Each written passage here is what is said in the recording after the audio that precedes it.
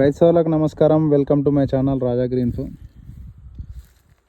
ఇప్పుడు మనము July mid మంత్లో ఉన్నాము. చాలామంది రైతులు ఈ టైంలో కాంప్లెక్స్ ఎరువులు వేస్తాము, మన తోటలో కాయలు ఇంకా ఉన్నవి, సో చెట్టుకు బలం కావాలని చెప్పి కాంప్లెక్స్ ఎరువులు వేస్తామంటున్నారు.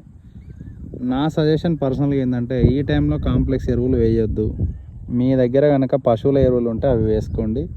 మీరు ఆగస్టులో ఎలాగో వాడబెట్టి ఆ తర్వాత కాంప్లెక్స్ ఎరువులు వేస్తారు కాబట్టి మీకు చెట్టు అనేది ఈ టైంలో ఎరువులని అంత స్పీడ్గా తీసుకోలేదు, కాబట్టి మీకు ఎక్కువ లాస్ వచ్చేదానికి అవకాశం ఉంటుంది.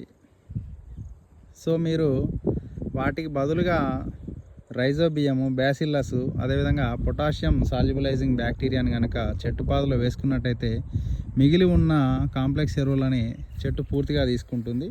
ఆ తర్వాత ఆగస్టులో మీరు ఎలాగ వాడబెట్టుకున్న తర్వాత వేసుకుంటారు కాబట్టి బెటర్ రిజల్ట్స్ ఉంటాయి.